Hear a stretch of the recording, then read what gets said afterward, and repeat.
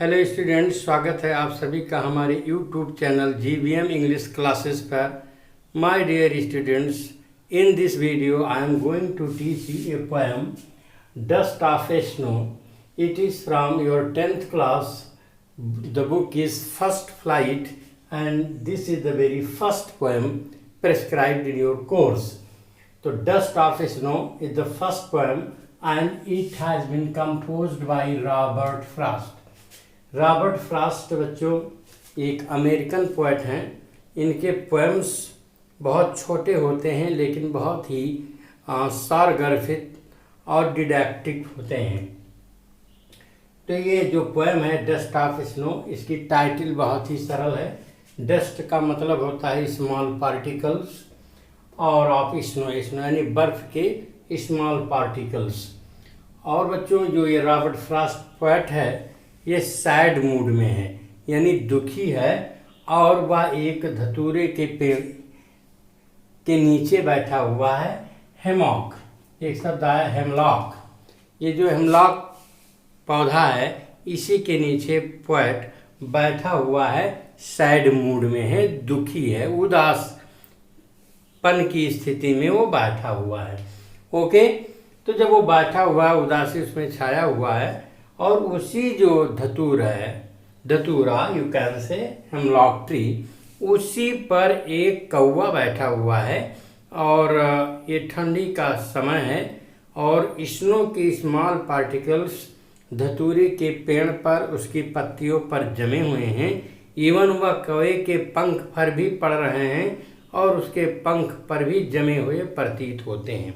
Okay, तो ये दृश्य आपको अपने दिमाग में रखना होगा कि एक हेमलॉक का ट्री है, उसके नीचे पोएट बैठा हुआ है और पोएट बहुत सैड एंड इगोनी मूड में है, दुखी मूड में है.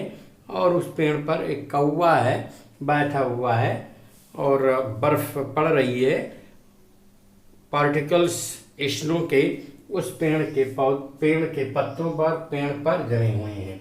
ठीक, ओके, इवन कौवे के पंख पर भी.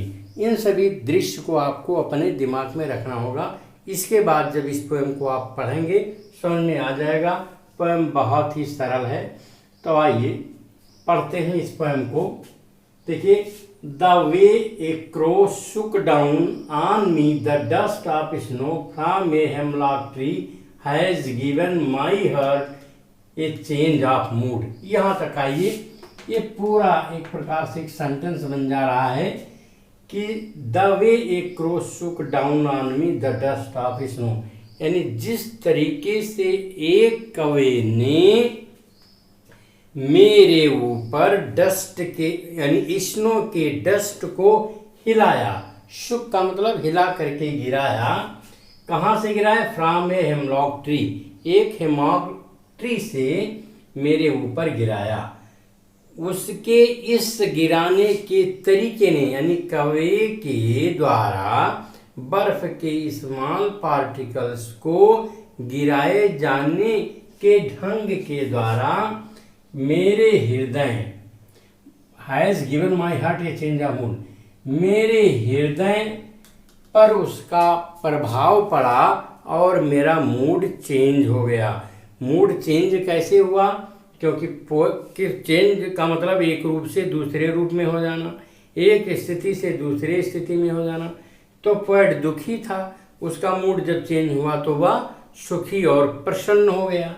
ओके, तो एक बार पुनः देखें. The way A crow Shuk down on me the dust of snow from a hemlock tree has given my heart A change of mood, यानी जिस तरीके से कौवे ने हेमलॉक ट्री के ऊपर से स्नो के पार्टिकल्स को हिला करके गिराया, उसने मेरे हृदय को प्रभावित करते हुए मेरे मूड को चेंज कर दिया.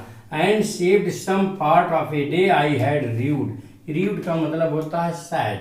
और कहता है कि दिन का कुछ भाग जो कि यानी मैं पोएट के अनुसार कि वह पूरा का पूरा दिन दुखी रहता, लेकिन जिस क्षण ये घटना घटी इसके बाद जो दिन का पार्ट बचा वह दिन का पार्ट उसका अब दुखपूर्ण नहीं रहा. यानी उसने दिन के शेष भाग को दुखी स्थिति में बिताने से बचा दिया कौवे ने। ओके, तो बच्चों इस प्रकार से ये आपका बहुत ही शॉर्ट पोएम है, बहुत ही सिंपल मीनिंग है, इसका अर्थ है। ओके, इसमें जो हेमलॉक ट्री है बच्चों, ये धतूरा जिसको हम यहाँ हिंदी में धतूरा कहते हैं, और इस धतूरे को हम पॉइजनस, ये एक पॉइजनस ट्री होता है, एक जहरीला पौधा होता है। ओके, अगर इसका फल या बीज वगैरह खा लेता है तो व्यक्ति पागल हो जाता है। तो और कौवा आप जानते ही हैं, इस पोएम में कवि ने हेमलॉक ट्री और कौवे को चुना है, जबकि मोस्टली पोएट्स कुक्कू को, कोयल को, नाइटिंगेल्स को, अन्य पक्षियों को चुनते हैं, लेकिन पोएट ने कौवे को चुना है। और इसमें पोएट ने हेमलॉक ट्री को चुना है, ना कि मैपल ट्री को चुना, ना ओक जिसको बड़ कहते हैं मेपल, और पाइन का मतलब चीड़, इन सभी वृक्षों को नहीं चुना है। क्यों नहीं चुना है? इसलिए नहीं चुना है क्योंकि वह मानता है कि चाहे हेमलॉक ट्री हो, चाहे मैपल हो, ओक, पाइन या आपका पीपल हो, कोई भी वृक्ष हो, ये नेचर का क्रिएशन है। और वह पोएट जो आपका है नेचर के प्रत्येक क्रिएशन को इक्वली ट्रीट करता है, एंड ये मानता है कि सभी का इस नेचर में इक्वली इम्पोर्टेंस है।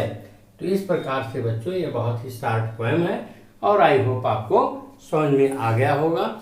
ये चैनल नया है, आप इसे अवश्य सब्सक्राइब कर लें, जिससे जब कभी भी अगला वीडियो मैं अपलोड करूं तो आपको नोटिफिकेशन इस पर मिलता रहे। Okay, thank you for watching.